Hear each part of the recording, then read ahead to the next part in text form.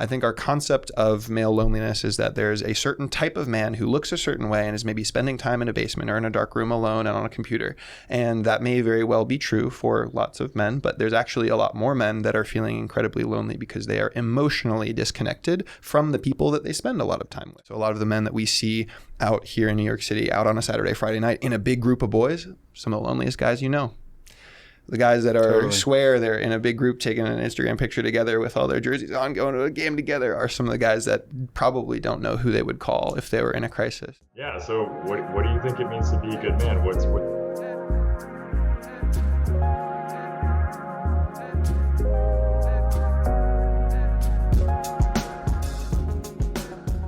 Welcome to the first Under the Hood Talk podcast session. Really excited to have my guests here.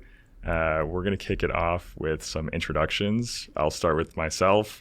I'll share my name, what I do in my organization and my work, what I'm passionate about in mental health, and one extra thing I'm passionate about outside of that.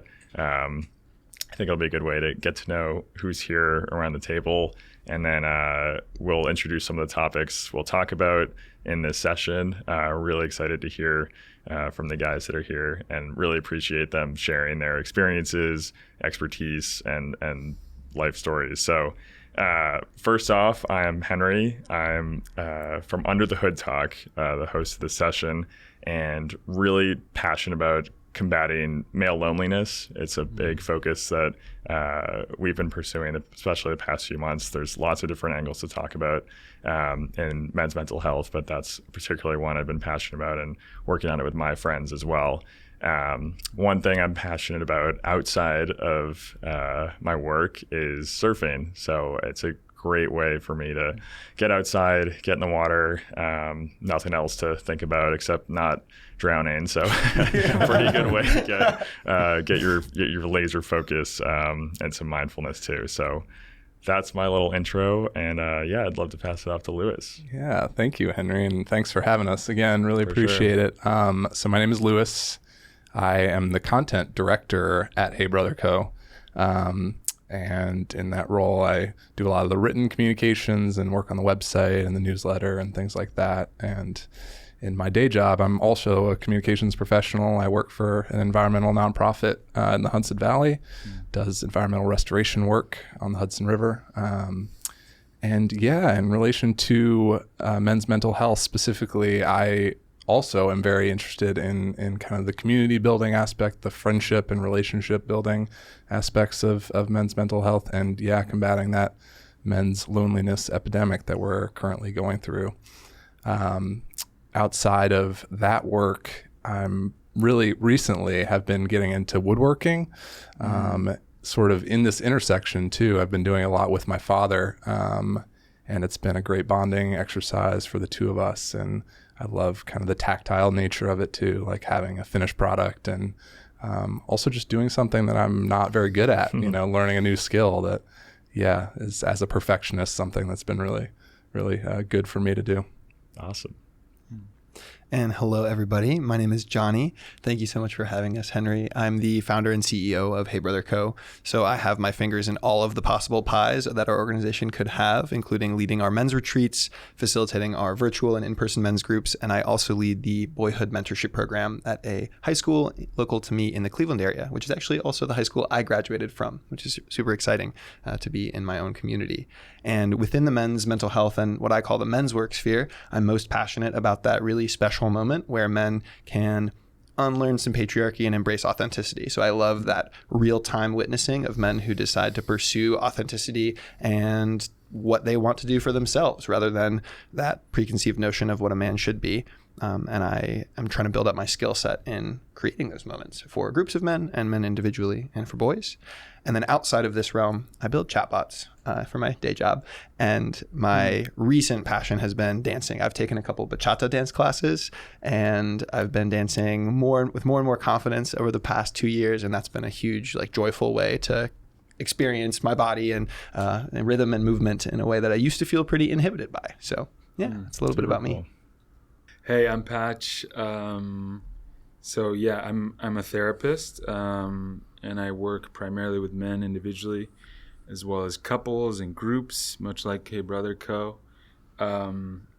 And yeah, I love my work. I was formerly in advertising, so a much more kind of hyper-masculine environment, and changed careers and went back to school, clinical social work, and now I'm doing this full time. And it's clearly like minds here. Like definitely, I mean, my mission, what I applied to grad school on was normalizing male emotionality. I always had an abundant amount of emotions that I learned how to stuff down, and that just didn't work for me. And I knew I wasn't alone. So that's what I'm about. And what was the last thing? Anything outside of hobbies, yeah. Or passions. Surfing is a big one of mine, so share that with you. Dancing, I just danced a song of theirs that Johnny actually made. And same story, like so inhibited. It's been such a healing experience for me.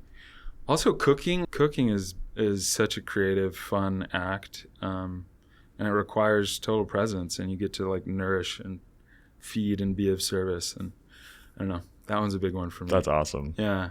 To me, that's a total superpower, just magical moment as someone pretty unskilled in the space, or I guess yet to learn.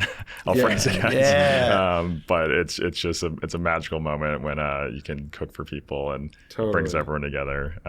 So yeah, thank you guys for sharing. Hopefully that gives listeners a sense of who's talking with them, at them, and I think it'll be a helpful kind of grounding.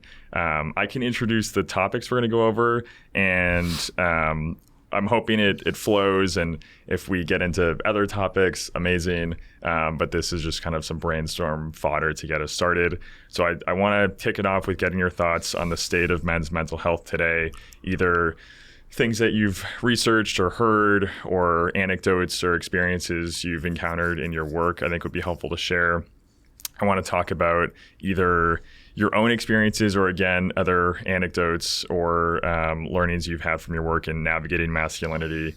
Definitely want to talk about men's work, group therapy, the experience of a collective and a community, and then how to break trauma, I think, is an important one if there's lessons there to share. And then lastly, I want to end with a call to action for ways to get involved, either with your organizations or other avenues or advice that you might have to listeners who want to pick up the phone or go outside tomorrow or do something in their community, because we have listeners from all over, things they can do to both help themselves and the people around them. So those are the topics. And like I said, all tangents are welcome. So I don't want it to be super rigid, but I think this will be a great start. And we can go around, but if there's a question that you want to either pass on or take someone else's time, totally fine, and we can flow from there. But I want to start off with the state of men's mental health today. So what is it that you're seeing right now in your work, either directly or like reading that you're doing? And I just would love to open it up the floor on that if anyone has something top of mind.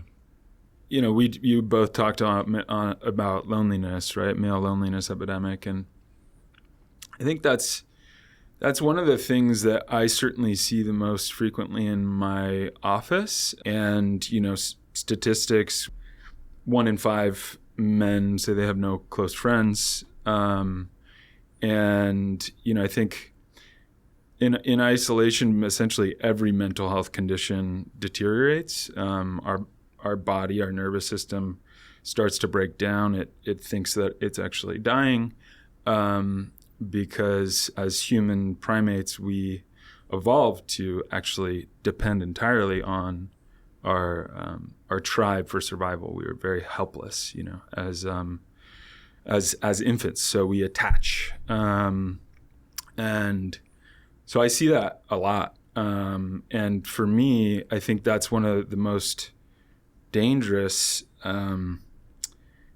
risk factors for mental health in general, and also male mental health, and because it's like, especially in a lot of the ways that men have been socialized, this isolation can lead to a lot of anger and feelings of threat in the body that sometimes are directed outwards at folks that they think cause this, and it's it's a problem. So and we also know like 80% of suicides are at the hands of men taking their own lives, right? So there are lots of other numbers, but I think those two are the biggest. And suicide is most commonly linked to depression, which is very underreported amongst men. It looks very different because sadness has been kind of stigmatized for so long as not an emotion men are allowed to feel. So anyways, I think I've spoken to the issue, and I'm not saying anything new for you guys probably, but I think for a lot of people, they feel this, they don't know the gravity of it, Yeah.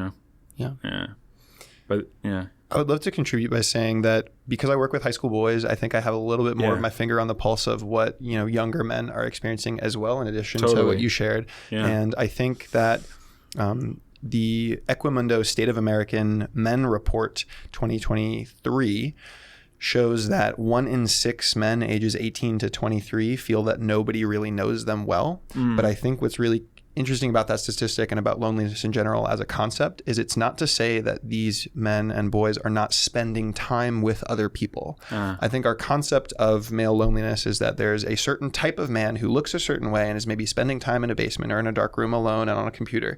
And that may very well be true for lots of men, but there's actually a lot more men that are feeling incredibly lonely because they are emotionally disconnected from the people that they spend a lot of time feeling like we are at risk of being teased or brought down by even what we would call our closest friends. And I know that that's what a lot of boys and men are struggling with. So a lot of the men that we see out here in New York City, out on a Saturday, Friday night in a big group of boys, some of the loneliest guys the guys that are swear they're in a big group taking an Instagram picture together with all their jerseys on, going to a game together, are some of the guys that probably don't know who they would call if they were in a crisis, which you should call or text 988 if you are in active crisis for any reason. But I think the state of mental health for men today is dire and in need of some serious attention, and I think exacerbated by a lot of these notions we have around masculinity, a lot of which is propagandized by this idea of hyper-independence as well, right? Because if I'm supposed to be a hyper-independent man that can do anything and everything by myself, then I'm not actually encouraged to want to reach out and form bonds. And if I'm not encouraged to reach out and form bonds, then I'm going to be stuck in isolation, which is going to make me feel even worse. So that's my perspective. Super valuable. Yeah. Anything to add there, Lewis? Yeah, I'll just say that in our virtual men's groups that we do with Hey Brother, a lot of times the fellows that come into this space, it is one of the first times where they really feel like it's safe to be vulnerable and connect with other men like that.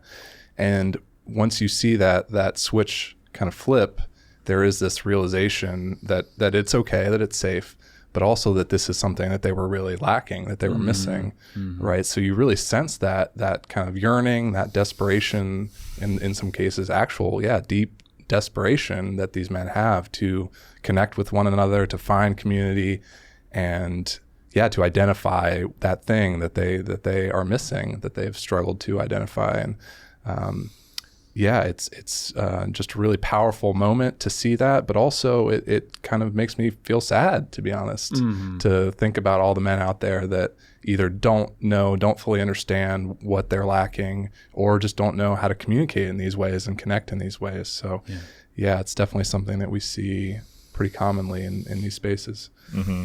Yeah, and I can share the perspective from the work we do at Under the Hood Talk, and a portion of that is these in-person marathon sessions, just hanging out in the park and just collecting people's thoughts, insights, tips and tricks for their mental health or what they're working through. And even though our audience there, or the people we talk to there, self-select for people who are able to talk about their mental health, which is already a sign of strength and vulnerability, I'm consistently astounded by both the insights and the struggles that people bring from such a diverse population, when on the surface everyone looks put together. And so it's both a recognition that everyone has their things that they're working on, and are more willing to share when you just crack the surface. I'm always consistently surprised at how quickly you can connect when there's a space and a structure for, we can actually talk about this. So that's been really cool, and gives me some hope for the progress. And I love hearing about the work that you guys do too.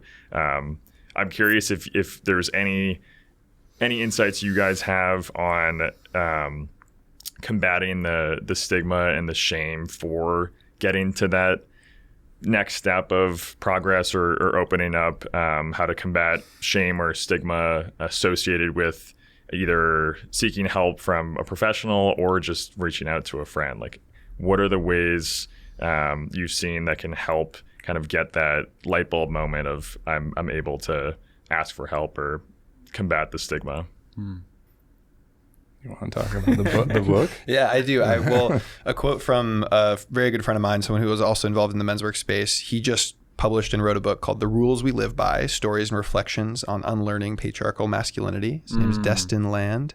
And the very first sentence in chapter 1, which is on shame, is that the foundation of a masculine identity based in patriarchy is shame.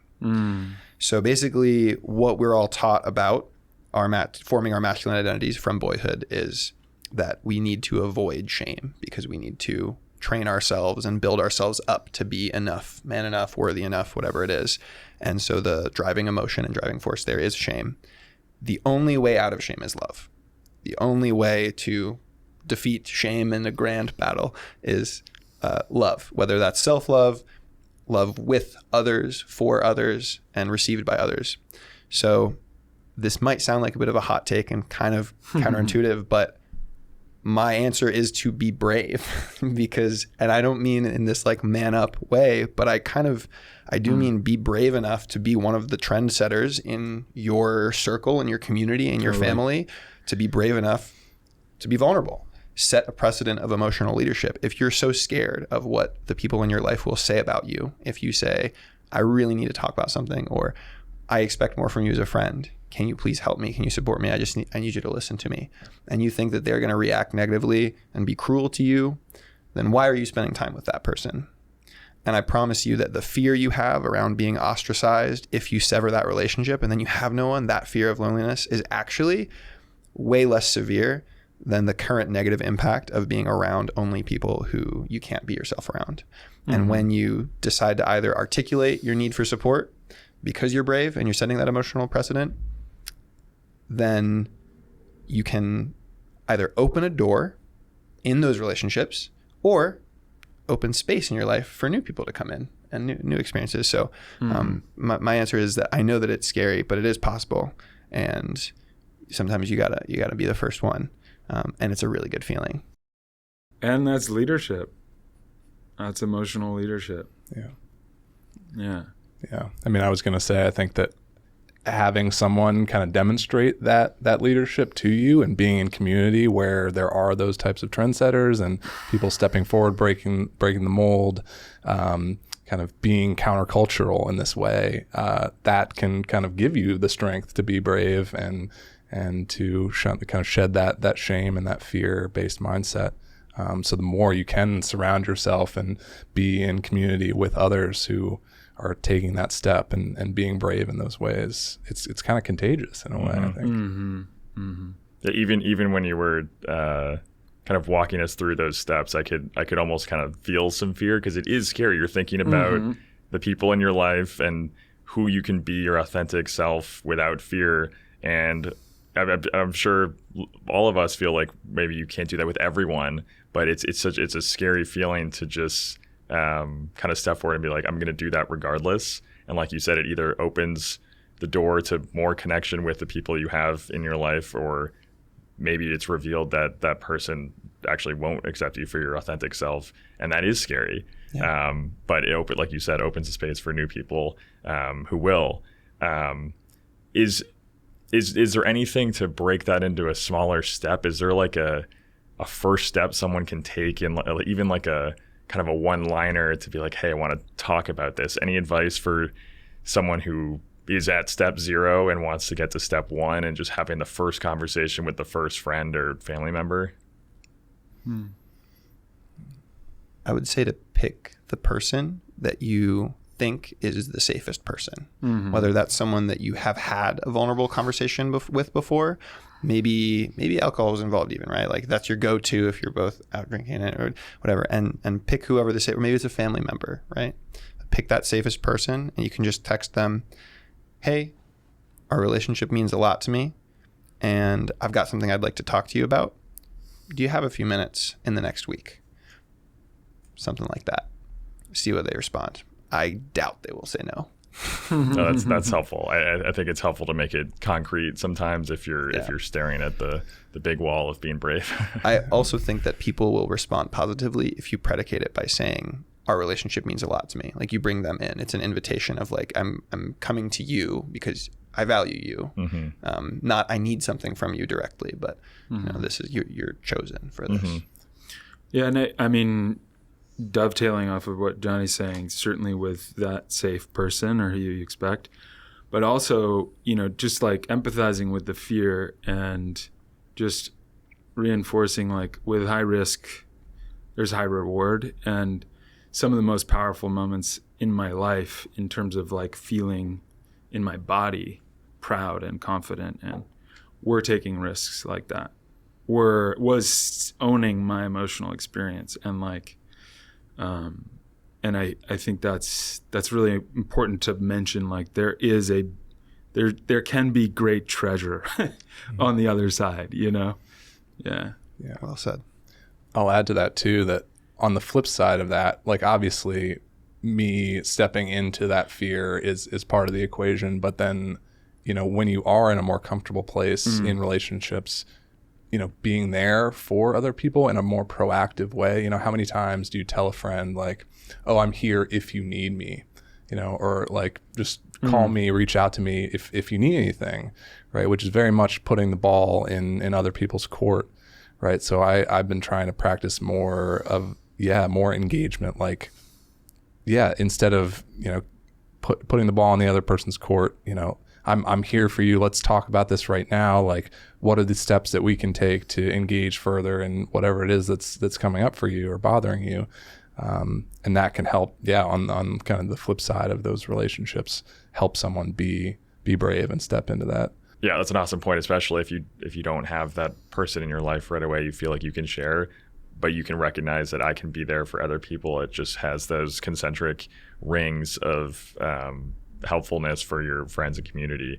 I want to transition a bit into our topic on navigating masculinity, and we're kind of touching on it anyways about the putting yourself in a vulnerable position to get your, like you said, high risk, high reward betterment. Why is vulnerability seen as incompatible with masculinity, and how can men embrace it as a strength? Man, these are big questions.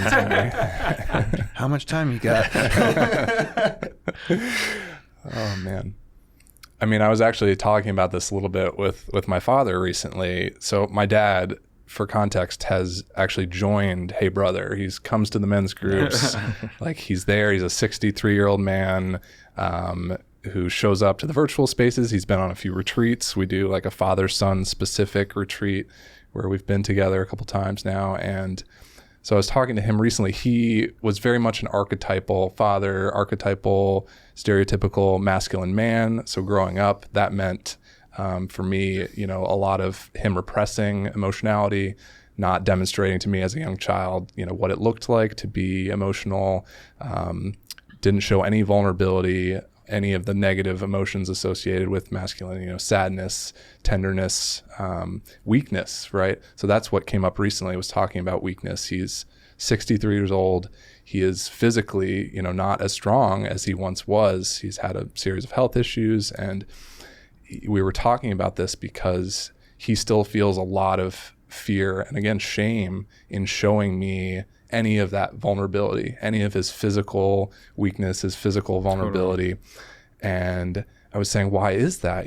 I am a 32-year-old, a grown man myself. Like, I'm not going to shame you as my father, who I love, for aging, right? Like something you have no control over. But it's so deeply ingrained in us as men and as human beings too, to some degree, right? But specifically as men, to not want to show that weakness. Because we live in a hierarchical society, hierarchical value system, where things like strength, stereotypical strength, power, physical strength, financial strength, these things are at the top of the hierarchy of the pyramid. And so showing any sort of weakness, any vulnerability in that way is putting yourself a little bit lower on that pyramid. And so for him, again, my father, this 63-year-old man who's been living under this value system, for decades now, it's really, these are difficult things to unlearn. Mm-hmm. And it's, it's hard enough for me as a 32-year-old, half his age. So I really do sympathize. But yeah, to your question, I mean, weakness is kind of the antithesis in a lot of ways of what it means, again, stereotypically in our value system, what it means to be a man. Mm-hmm. Mac, if you're watching this, though, you're doing great, and we love you. Yep, true. I should caveat, I love you, Dad.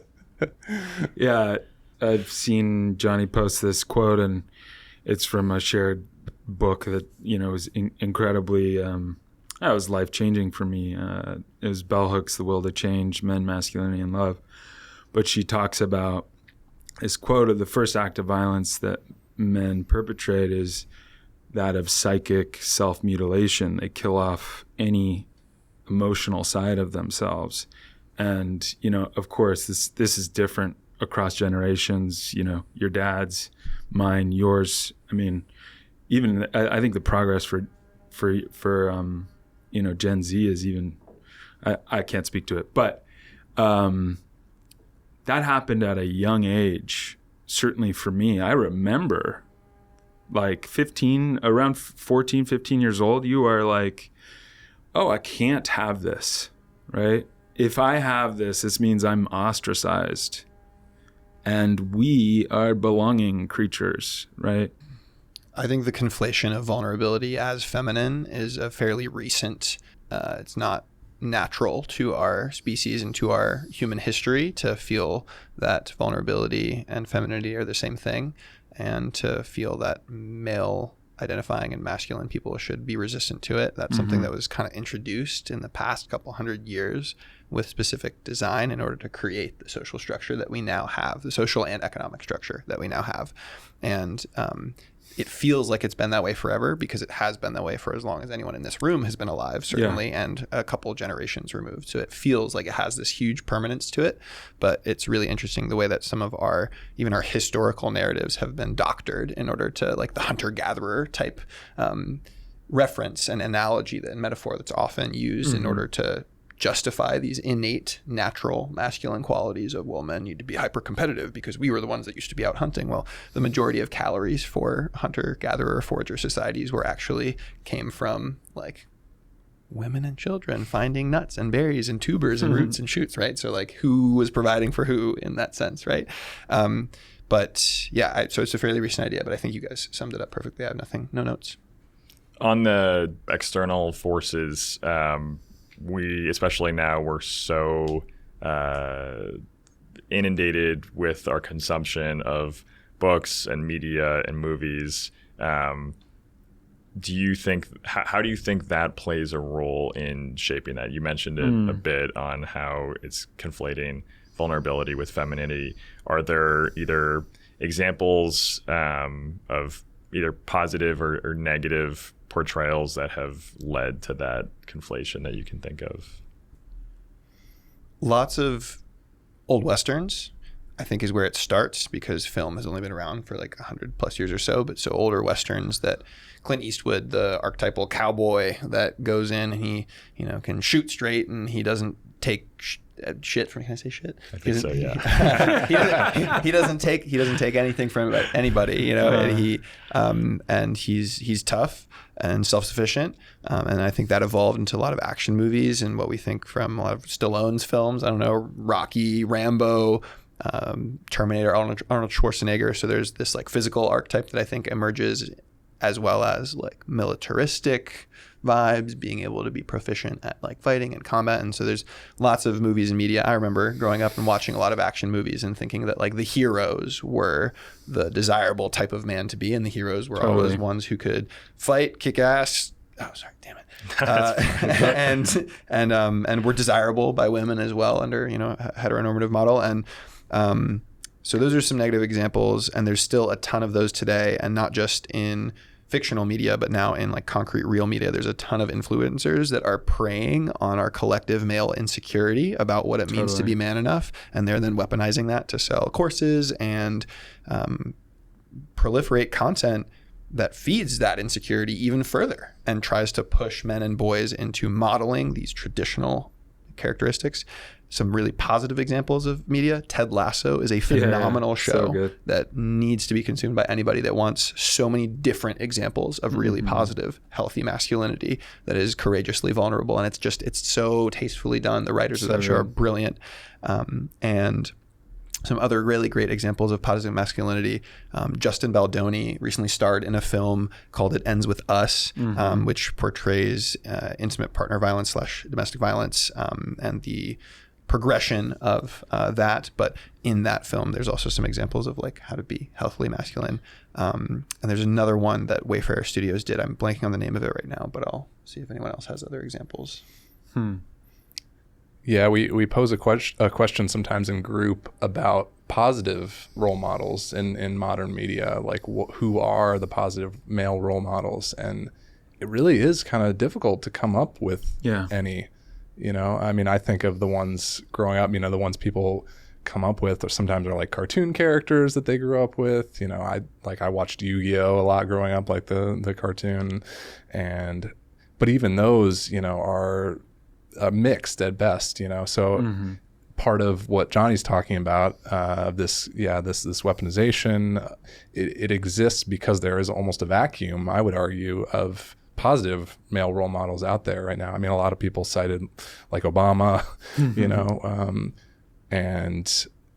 so I think there is a dearth right now of good men to look to, that young people especially have to look to model themselves off of. One of my favorites is Good Will Hunting. The therapist, Robin Williams' character, is like, that is integrated, big favorite. But also like on the counter, like even James Bond, right? He's this lone wolf, like gunslinging, disappears, always has different women. And it seems kind of innocuous growing up with it, and then you peel back the layers and it's, same thing, right? Mad Men, Succession. I mean, they're everywhere. Wolf of Wall Street. Wolf of Wall Street. Yeah, it's desirable. I mean, and they keep popping up. Yeah. I think as early, not Craig, but Brosnan and Connery, Bond also like hit women. He would slap a woman. Totally. She's being hysterical, So there are a lot of really recent examples also that not just give us like Wolf of Wall Street is a pretty common one of an idealized like financial success and like how to be masculine, but a lot of the underlying messages of masculinity are to specifically target and denigrate the feminine or like femininity. So while we're getting messages of what to be, we're also getting a lot of messages of like, hey, make sure that you are bad to this thing. And you will be heroized for it. Yeah, absolutely. Literally a hero. Yeah. And I think it has an outsized effect. I think I've noticed I think there's a particular lack of mentors in general in real life, and so I think boys growing up latch on to these books, media, stories for learnings. And I think it is necessary to have that, and they just need to be there. And so I can remember growing up, people kind of talking about like their TV dad, whether it's like a Phil Dunphy or like a Bob Ross kind of vibes, like someone who's gentle and kind of fatherly and someone they could look up to as a positive example. So I think it's great. It was great to hear both negative examples, like something to look out for. I mean, the media is always going to be there. The movies and books are always going to be there, but to be cognizant of what that's portraying, but then also having some positive examples, because they are out there for more nuanced versions of masculinity that might not be the stereotypical Hollywood approach. So I appreciate you guys sharing those, and I gotta watch and read all the ones that I haven't. So I hope that's helpful. Have you seen Shrinking? Oh, it's so good. Yeah. Speaking of, love that show. Speaking of positive, they break all the rules, but yeah, I love it. Yeah, I was gonna say probably not by the book as far as therapy goes, but yeah, another good example of kind of more healthy masculinity and that vulnerability aspect for sure for characters. Yeah, love that show. Well, I wanted to get into the role of group therapy in men's work, because you guys all have experience with that. So yeah, this one's all around. So I have some specific questions, but I'm wondering if you could just introduce it, because some might just be entirely unfamiliar. Totally. Maybe an intro, maybe a little bit how you facilitate and run it, and then I guess the benefits that you aim to foster with that work. Yeah. Maybe I'll start with group therapy and you guys take men's work. Yeah. I also practice men's work, but I don't have a company. Literally, that is that. Yeah, group therapy. My first experience in therapy was in group therapy, and I did that in New York for about 5 years, and it completely transformed my life. Got me actually to change careers and pursue this. What is it? Was the first question? Yeah, just an intro of what is it. Yeah. So essentially, it's in a group setting, you are processing whatever's present for you in that moment, in that day, and it is supposed to be, group therapy at least, a microcosm of the real world. And obviously, if you gender it, it's not a microcosm of the real world. But the point is that a lot of your ways of relating will play out in this setting. So if you sometimes are quite aggressive, that's going to come out in the group experience. If you are, shy or timid and sometimes have trouble speaking up or being assertive, that's going to play out. And this, my job as a therapist is to create a safe container where people can coexist in these groups and basically have a corrective emotional experience at the hands of other people, right? It's not just me. Sometimes I actually play very much a background role. But it has this incredibly powerful effect of normalizing shameful experiences. Often people from totally different walks of life, maybe that aggressive guy and the more shy, timid guy actually share an experience that bonds them. But it can normalize very quickly and powerfully normalize shameful experiences, right? So that's kind of a big one. For men, on the male side, I think what's important is that often men have never seen other men be emotional or vulnerable. And this is a container that charges that and is like, it can be such a corrective experience, right? And in the therapy world, there are a bit more boundaries, meaning like, whether you can converse outside of group and all of these things just to protect the integrity and safety of the space that exist in some men's group and men's work containers and not in others. But in essence, there's a lot of similarities. And actually, I'll say one last thing.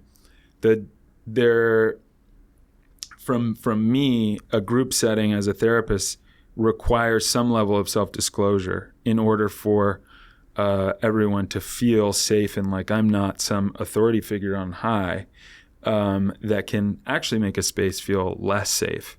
So I self-disclose in those settings, and men's work, my experience in men's work is very much, it was peer-led, right?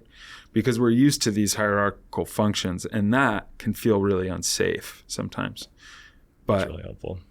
Extremely well said, Patch. Yeah. And I think, especially your comment on men's work towards the end. I would like to point out that we are in the presence of a hero, because fewer than 25% of mental health care providers are men. So it's an extremely gendered profession, and we need more men in heal professions, healthcare, education, arts, and literacy. So you rock just by virtue of providing that, because gender solidarity when receiving mental health care is like extremely important. Men's work is any individual or collective effort by masculine identifying people for the purpose of self-betterment. And unlocking our emotional selves and becoming more human, and also normalizing whatever masculinity means to you rather than the version that you were dictated to.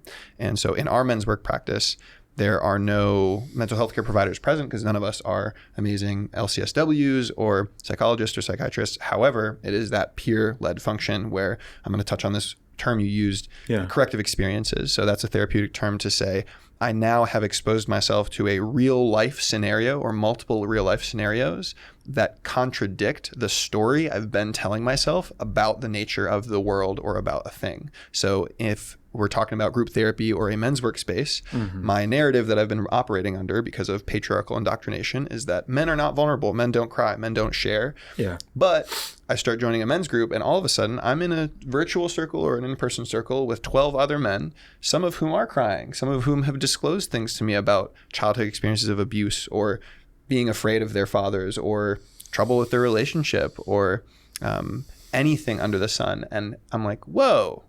Okay, well, I can't actually operate on a model that men don't do this anymore if I've just had 12 men do this and we meet every week. And so it can be this really powerful way for men to learn the world is not quite what we thought it was. And it's that which makes men's work and group therapy so important. And I think an excellent supplement to individualized mental health care or individual therapy, because it normalizes the truth that men do have capacity to do this together. Because when you're just seeing a therapist one-on-one, you're doing your own work. I think sometimes you can then go out into the world and still feel that potential fear of shame and ostracization from other men. Like I've been processing, I've maybe cried in front of my therapist and like I'm struggling with these things, but I'm still afraid of like, what are other guys going to think about me? And so that's where I think while I would never say that men's work is therapy, it is a very great supplement to taking care of your mental health, taking care of your whole personhood. And I think that all men need to be doing men's work in addition to other realms of taking care of yourselves. Very last part of the tangent, though, is a mandatory element of our men's work practice, and that how we conduct groups in Hey Brother Co. is this concept of integration. So I think there are good therapists, there are bad therapists, there are good men's work organizations and men's circles, and there are bad ones, and there are different flavors, everything in between, not good or bad, not binary, but I think there is this narrative that sometimes there has to be a bit of a boys' club, like this. Men used to sacredly get together in circle, and so what happens in this circle has to absolutely stay here because this is this sacred hidden knowledge that men share with one another.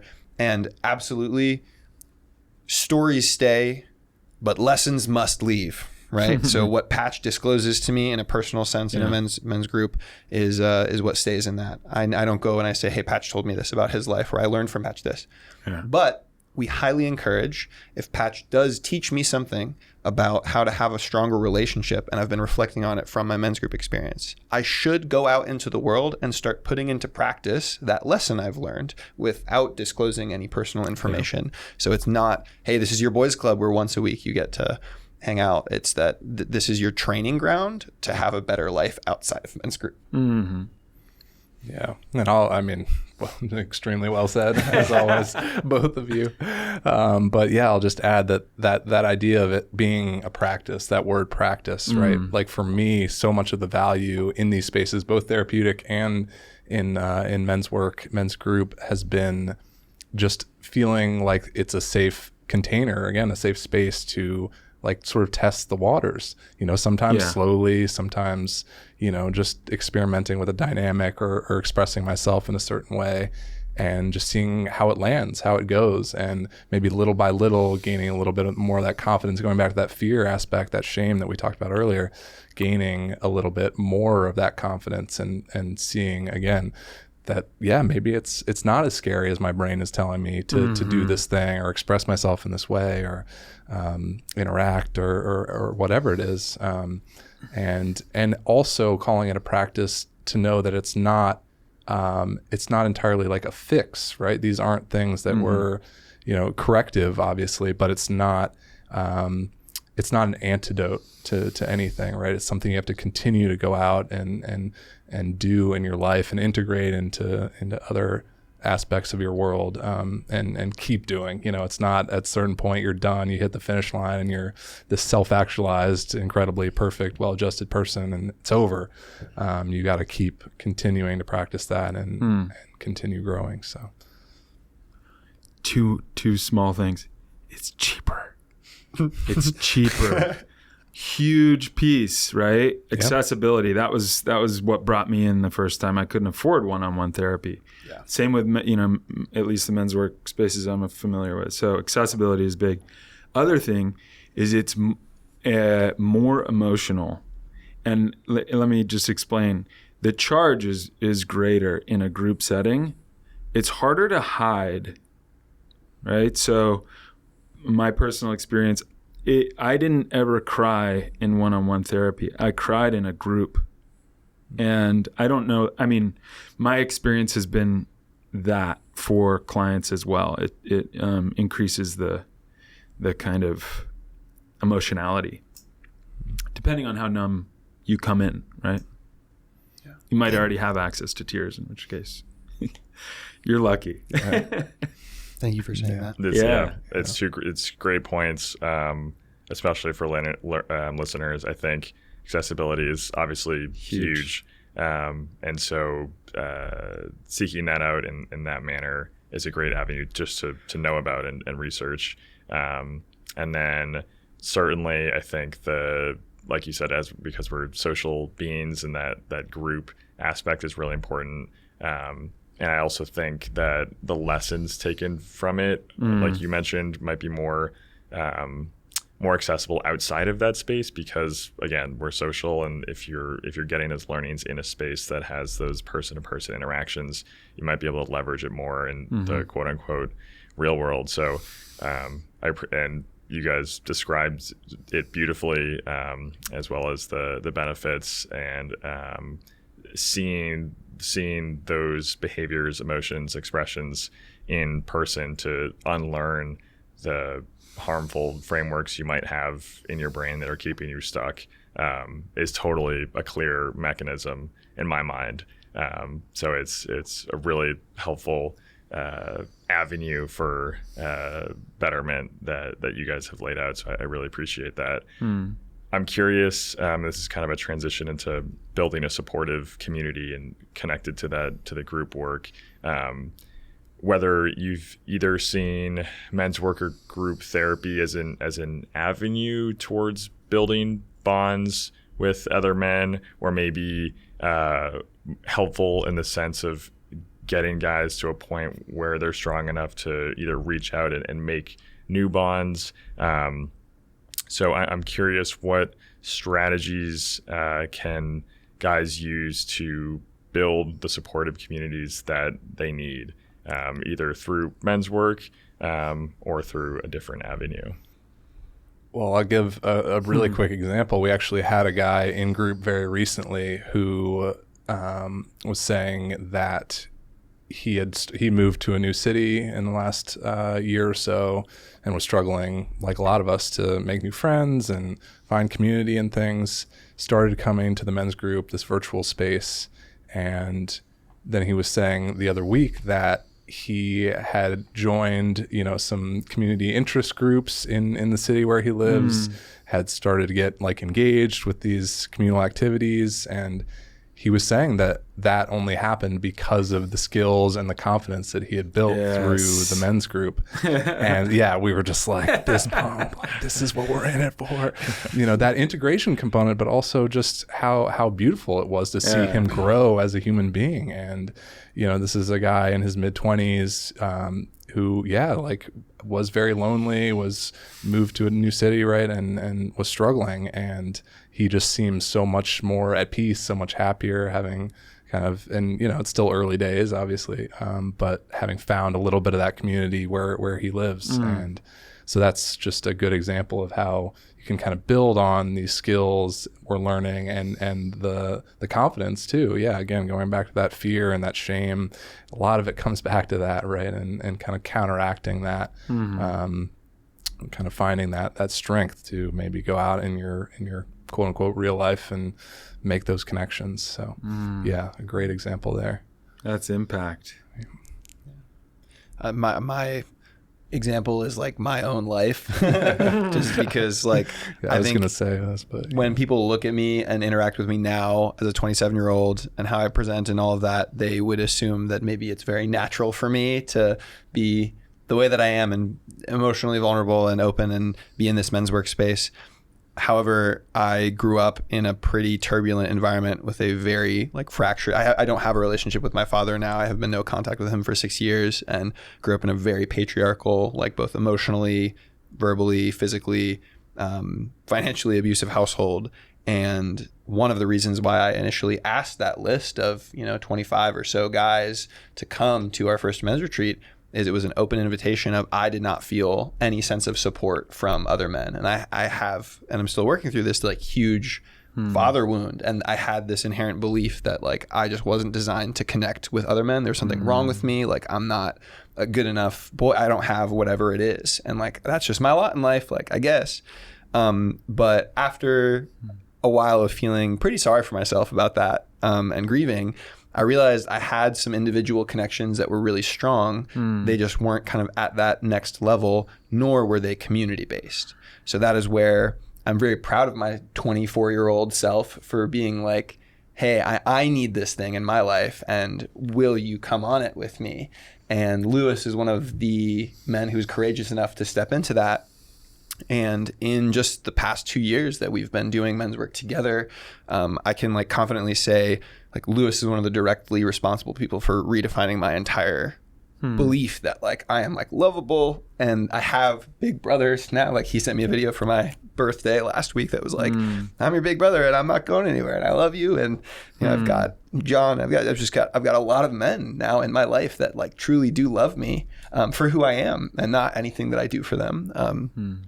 And so men's work has totally changed my life and built a great community. And it's but for others listening out there, you don't have to go and found a men's work company and start your own men's group for to receive those benefits, because we also have so many examples of men who just drop in and participate and start doing this work. But it is the most amazing and potent thing to actually filter and select into your life men who are of purpose, have integrity and care about more than just those superficial first level things that we're told we have to care about as men. I want to just keep going back to this loneliness element. There's a lot of men who have men that they spend time with, but they feel lonely because those are not men who push them, hold them accountable, care about them, or treat them with any tenderness. So another really strong piece of advice I have for men who are looking to build community is frequently and directly communicate how much someone means to you. Tell your male friends that you love them. Send that text to say, hey, just a reminder, your friendship means a lot to me. Then the next level can come with accountability. Hey, your friendship means a lot to me and I know you to be a really good man. So that joke you made, I didn't really agree with it. I expect better from you. That's where accountability comes in. So men's work absolutely rips. Highly recommend. 10 out of 10. Man, thanks for sharing, Johnny. Definitely made me emotional as well. I think, and I share a lot of that. One thing I'll just add is, and I can't even remember the question, but no longer important. I think a big piece. Now I remember. A lot of what I see in my office, I work like relationally, and I work with a lot of relationship issues, and I see a lot of avoidant attachment in my office. Doesn't mean all men struggle with avoidant attachment, all women struggle with anxious. There is some over-indexing, and frankly, I believe that avoidant attachment is a function of patriarchal conditioning. But the go-to coping mechanism will be to isolate, right? That's the safe space. And often that is a result of neglect or abuse, right?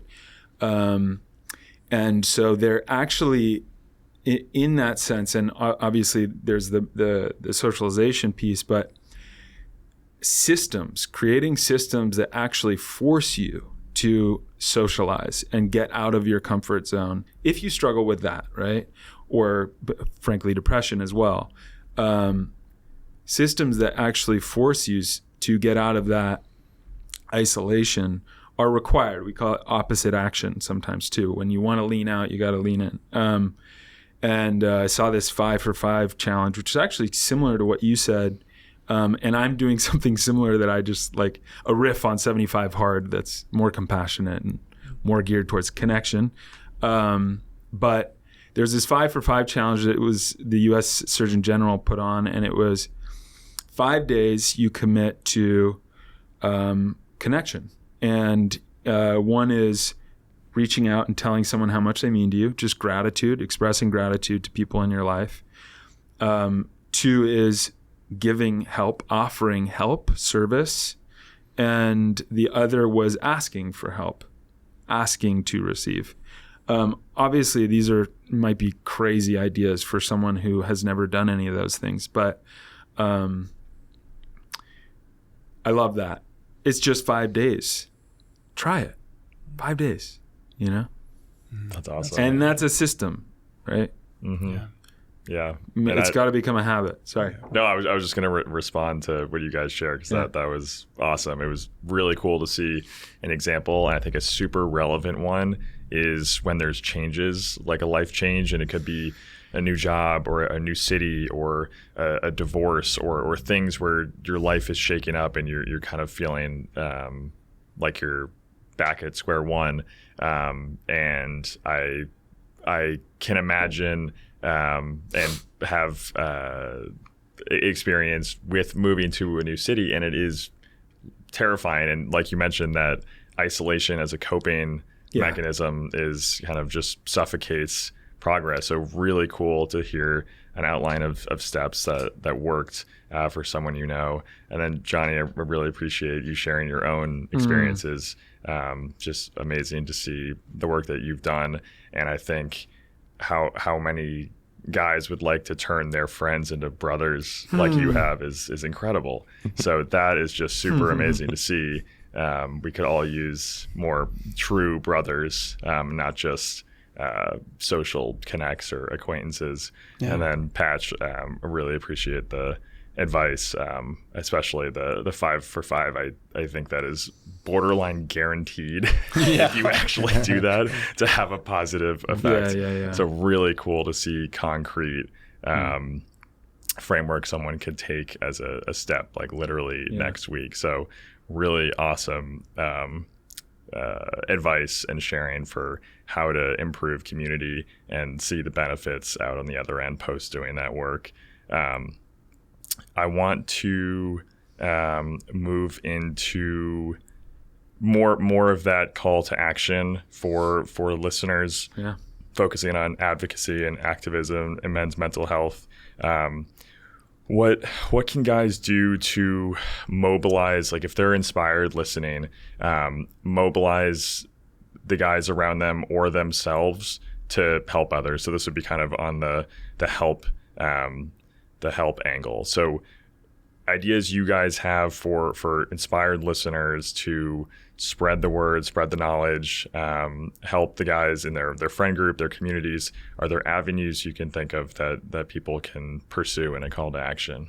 Something that I have done in Cleveland, Ohio, where I live, is I have mobilized some of the Hey Brother Co community to help people with like yard work and manual labor that is not necessarily hyper skilled labor, but it just helps to have like 2 to 5 guys in their 20s help you clear out your basement or something. And that's a very easy ask, especially for people that no longer have kids in their home, who have moved away, that are in your community.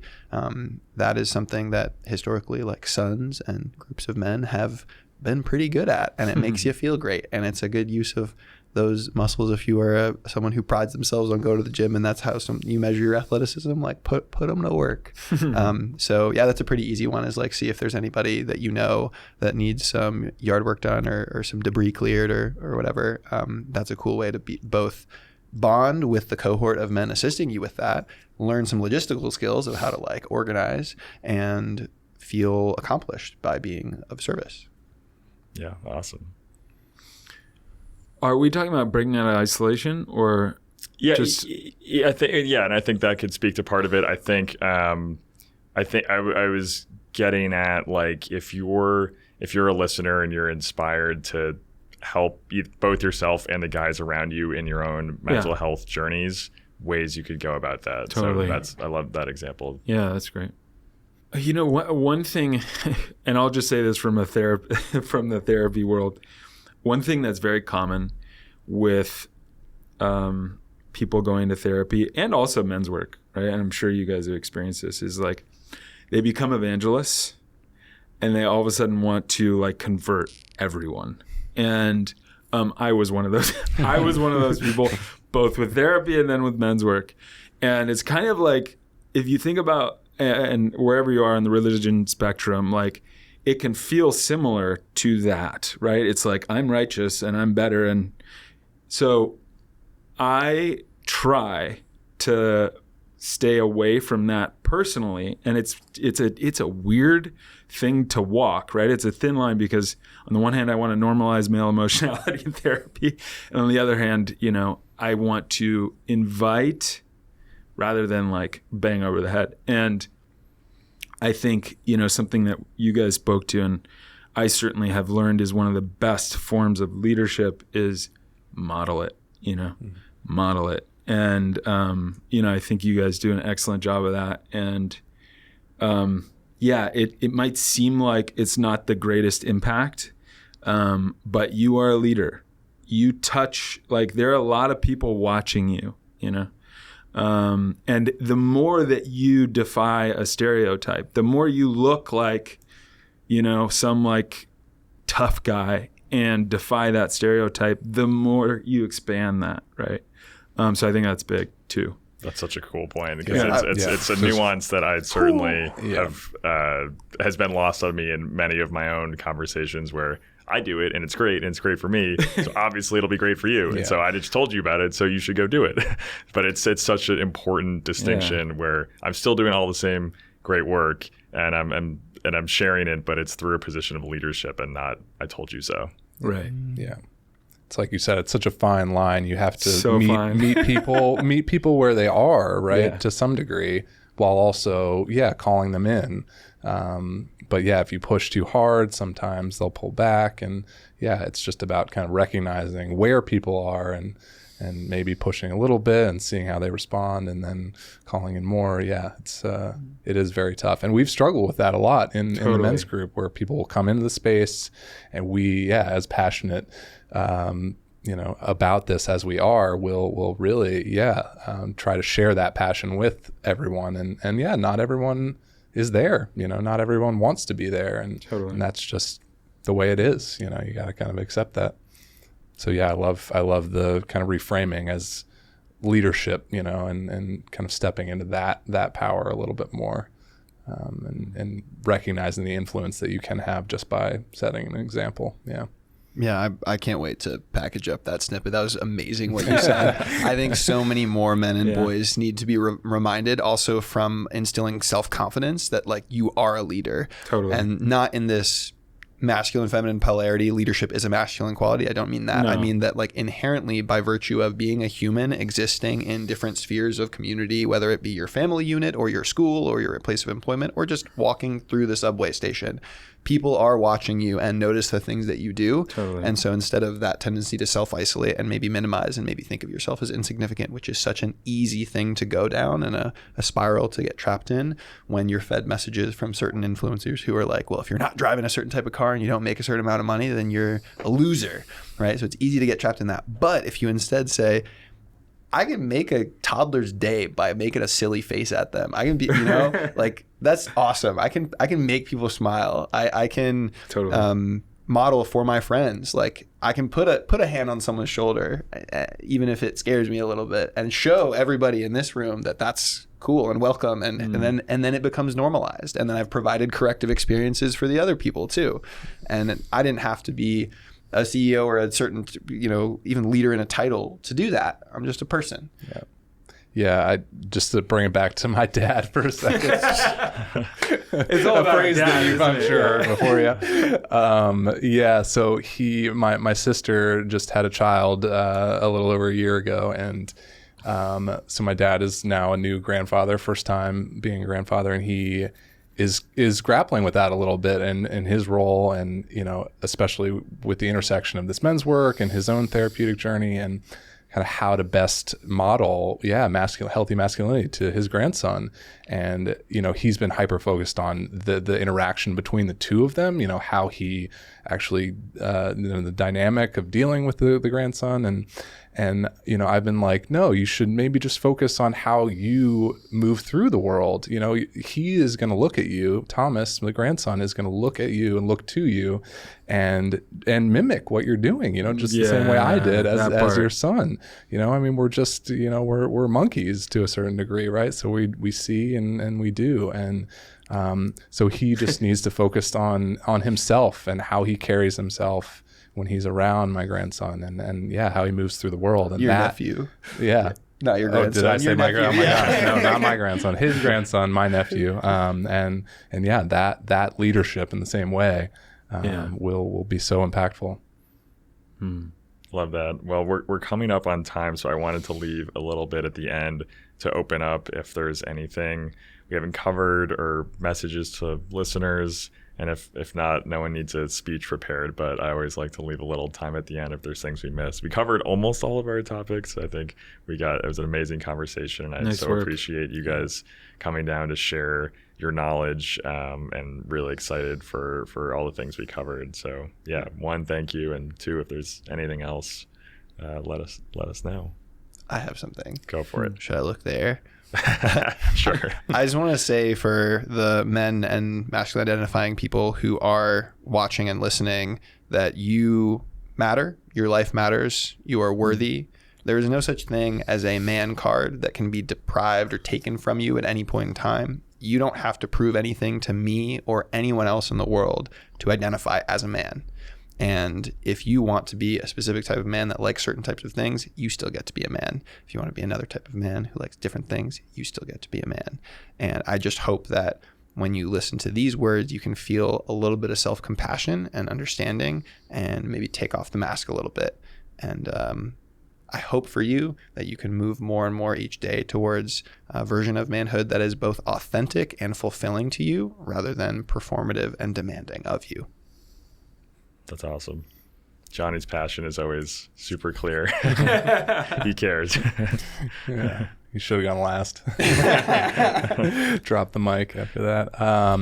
Well, I was just going to say, I feel like I speaking for myself, have sat up here and kind of talked about, how we've sort of figured a lot of this out, or we kind of have all this knowledge. And but I just want to say that, I am still very much in the process of figuring a lot of this out. And I'm just at the beginning of my journey when it comes to men's work and my own mental health. And, even talking about these ideas of community and friendship, I moved to New York City almost 3 years ago now. And, I've struggled greatly making friends here in the city.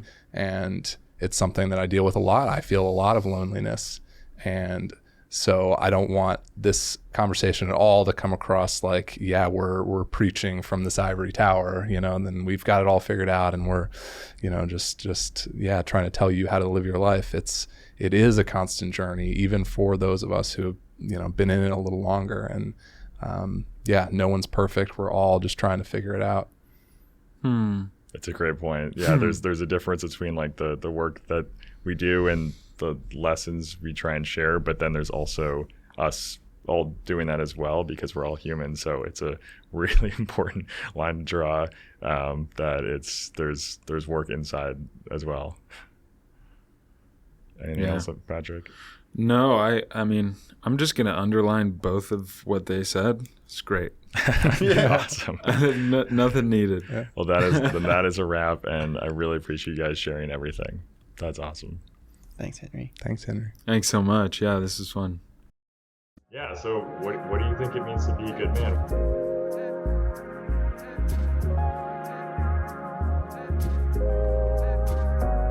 I don't think there's a single definition.